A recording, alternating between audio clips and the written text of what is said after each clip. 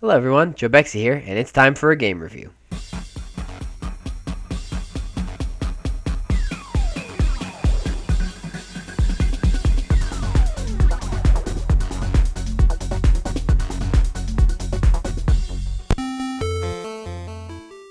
Donkey Kong for the NES, released in 1981. A classic in every sense, but let's see how it stacks up against my game review checklist.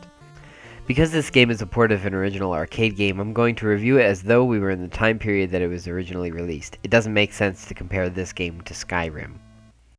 First things first, let's take a look at the story. What kind of story do we have here? We got this character at the bottom named Jumpman, and he's rescuing a woman named Pauline from the grasp of the Donkey Kong, who seems to be hurling barrels. Why is he hurling barrels? I guess to prevent Jumpman from getting Pauline. Not sure what's going on there.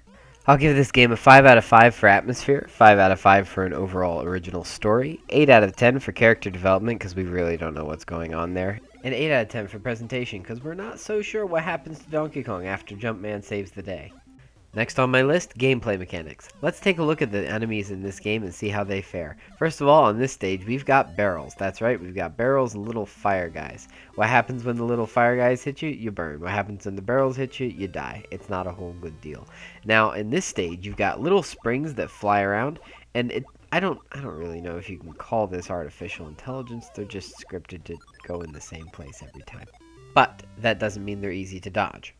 I'll give 10 out of 10 for the AI for being difficult in all of the right ways, and as far as the game engine goes, the game runs smoothly and there are no bugs that I could find during my playthrough. As for the controls, I'll admit it seems a bit clunky. I'll give it a 7 out of 10. Up next, sound quality. As for the audio effects, I'm gonna say good job. I'm gonna say 5 out of 5. For the era, this is pretty good stuff. As for the musical score, I'll give 3. I mean, there's not really a musical score. The theme at the beginning is good, but there's not really a... Do you hear any music? I don't hear any music. Yeah. Dip dip dip dip. Yeah, I don't hear any music.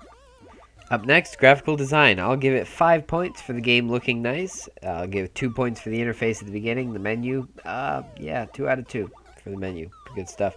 As for the animations of the game, see that looked like that clipped Mario there, that spring. I don't know. The physics of the objects are a little bit wonky in the game universe, so I'm gonna give it maybe a 2 out of 3 because it works. As far as overall presentation goes, the game works. I'll give this a 15 out of 15 for being one of the most classic arcade games of the era. Okay, let's tally the score.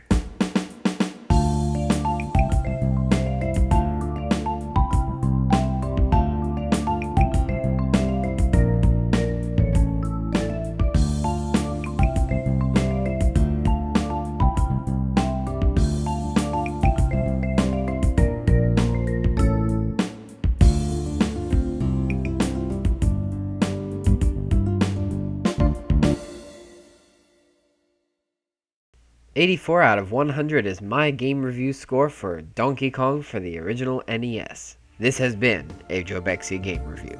I'll see you in the comments.